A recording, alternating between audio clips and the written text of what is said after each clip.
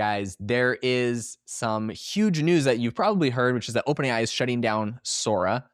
There is some crazy new numbers that have just been released on why OpenAI is shutting down Sora and how much money it was bleeding the company. I think I'd be curious what you heard about it, Jamie, but a lot of the things that I heard at the beginning were like, oh, they're just trying to focus on text because Anthropic is kind of growing with like some of their Claude Code features and some of their Claude Cowork features.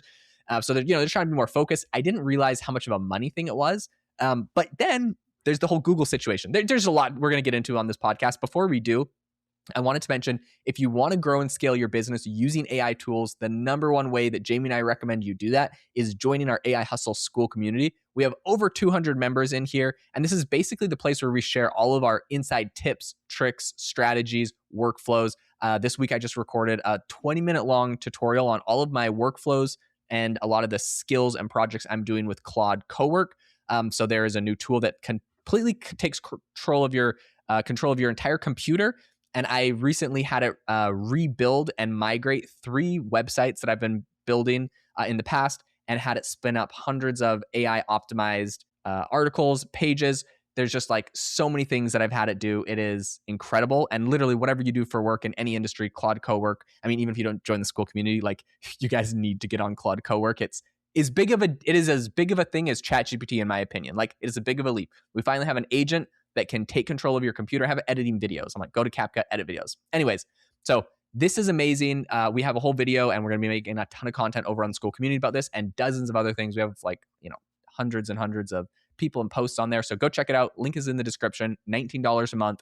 And we help you grow and scale your business with AI tools, showing everything we're doing. Okay, Jamie, this whole Sora thing, what was your like first impression on, I guess, hearing that it's getting shut down?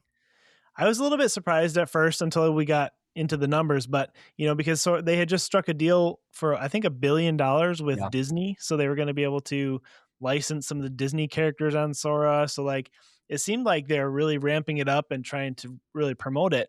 But as of last week, I think they released that they were losing $1 million per day on Sora because of they had so few users that were actually using it. And so they had the peak users on Sora were around $1 million, or sorry, 1 million, which I don't know if that means per day or per week, whatever that is, but now it's down to around 500,000. So really no one was using this, which is, I don't know, a little bit surprising. That seems like a really, really low number to me, but from my perspective, because I was making some AI video content, but I would never use Sora because it was primarily vertical, and the stuff I was doing was for like websites and things like that. So I was using Google VO3. So I don't know, Jaeden, is this a surprising thing to you, or what are your thoughts on the whole thing? I've heard a bunch of different numbers, by the way, on this. So one of them is like from TechCrunch. They reported from, I think, maybe the Wall Street Journal that it was losing $1 million a day. I actually saw another number that it was costing them $15 million a day from a different report. It's hard because OpenAI hasn't come out with these numbers. People are just estimating and looking at some like internal stuff to try to figure it out. But what's crazy is, the usage went way down, and apparently it's only ever made $2 million of people just subscribing to Sora exclusively. So it's not a big revenue generator, and it could be costing billions in compute costs every single year. So it wasn't making a lot of money, and it was costing an insane amount of money. Some estimates I saw said it was costing them $5 billion a year, or that's how much they were on track to spend if they kept it running for a full year. And so that's kind of why they shut it down, was they wanted to move that compute to something more valuable, which is robotics, is kind of the direction that they're moving it into. And so I think, it could be a focus thing, right? They're concerned that it's taking too much focus, and Anthropic is beating them in kind of the text, which was their original area that they were winning in. But I think it's also like a money thing. Now, one crazy thing that you mentioned is the Disney deal had committed about $1 billion to this partnership. They found out it was getting, the plug pulled on it. And if Disney's committing kind of $1 billion, or if there's like a $1 billion deal with Disney on this, I think that even still, this whole partnership did not make any sense. And so, they had to shut it down, which is crazy.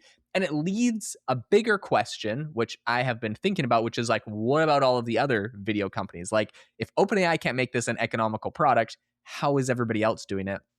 And it's actually interesting. I think there's a couple answers. Number one, I think you'll see like some of the Chinese models like Kling and Seed Dance, which is rolling out inside of CapCut, right? So like a huge video, the biggest video editor in the world is getting like an AI model built into it. And I think that a lot of these Chinese models have absolutely figured out more efficient ways to run these models. That's just kind of the nature of the game. They have all of these like chip export limitations. They don't have as many chips. NVIDIA's kind of chips are getting stifled to ship to China. So I think they actually do figure out how to make these models more efficient. And I think that's probably a really good thing. And then you also have like other American companies like Runway, for example. And I recently saw an article about Runway, and it is launching a $10 million fund to help fund other startups that are building with AI. So it doesn't feel like they're slowing down. They're kind of going full steam still. But I will say Runway's like usage of the AI video market is pretty small. I think one of the biggest players right now is Grok.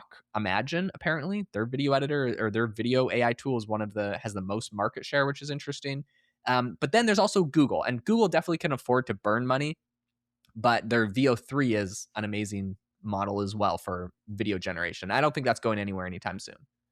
Yeah, I mean, I really think I think the biggest thing with OpenAI is the way they positioned Sora as kind of like this fun social media type sharing video. That was kind of the way it was portrayed, especially with, when it first launched. It was like you could make yourself eating a pizza with Jake Paul, like, and then we're going to introduce these Disney characters. Where that's not really something people, when it comes to social media, people want authenticity, and it kind of was just kind of a gimmick, if you will. So I think that's maybe a big reason they fell off. Where some of these other tools like are more specialized. Like I know there's one called Arc Ads. Yeah, They're specifically for UGC content for brands to be able to automate UGC, and they're really good at it. Or Google VO3, for example, is I think a really great tool for anyone who's doing real video work. Like if you are doing, for example, real estate videography, and you want to start with a pan around the house from a drone and then zoom into the house, into the kitchen with like a nice slow-mo. It can connect those frames for you. You can choose your aspect ratio. It's just a lot more robust of a tool than the Sora stuck with the vertical kind of cheesy video. Yeah, and one thing that I'll say about all of that is that they're like video models. I don't think are slowing down. There's our friend of the podcast, Logan Kilpatrick. I've interviewed him and had him on my different shows a bunch of times. He was working over at Google. He's a member of the technical staff, and he said, "Video's here to stay. Introducing VO 3.1 Lite, our most cost-efficient video generation model to date. On April 7th, we're also reducing the price for VO 3.1 Fast." So it feels like Google isn't really slowing down. Their models are they're releasing cheaper versions, they're releasing new versions. It seems like they're going all in. And so Google definitely could afford to bleed, but I feel like OpenAI must have just had a horribly inefficient architecture for this.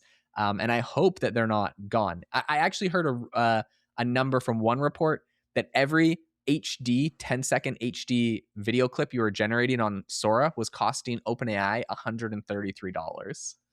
Wow. That's which insane. Is horrible. That's insane. It's so crazy. I'm like, bro, they should have paid me for all the videos I didn't generate. I could have just sat there regenerating over and over again and racking up a $100,000 bill. Like I should be paid for that. That's crazy. But it seems like Google's going all in.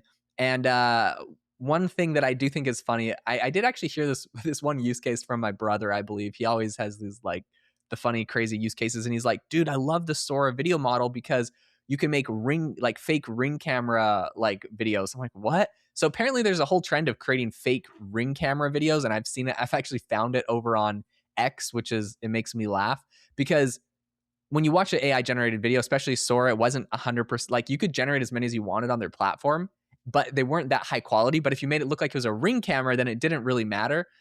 And so this one guy, he's got a ring camera where apparently it's like a girl and then she gets pooped on by like a bird. And apparently this got 9 million views in under a week. So people were generating, my brother was telling me, he's like, yeah, I would like always make these like karma videos where like a neighbor was like coming and yelling at the ring camera. And then when they were walking away, they would like trip and fall in the mud or something. And they would get like thousands of views. I'm like, oh my gosh. I don't really know what the point of these videos are, but people are racking up viral ring camera videos with Sora. One thing I'll say as we are wrapping up this podcast, if you want to try Sora, because it's in April. So, I mean, basically, when you're hearing this, it's this month. We're recording on the last day of March. In April, Sora is shutting down. You won't be able to use the app. You won't be able to use the platform. It's gone. Every $133 video that you usually are used to making will be gone. But if you want to try it out before it disappears, because also the API is getting deleted, it's on my platform, AIbox.ai. If you want to try it out, maybe make yourself a viral ring camera video, go try out AIbox.ai. You get access to this, but also all of the different Google models. So even when Sora gets deleted, you can save your prompts and use them on there. So anyways, go check out AIbox if you want to get the last taste of Sora before it's officially gone from the internet. All right, guys, thanks so much for tuning into the podcast. We will catch you all in the next episode.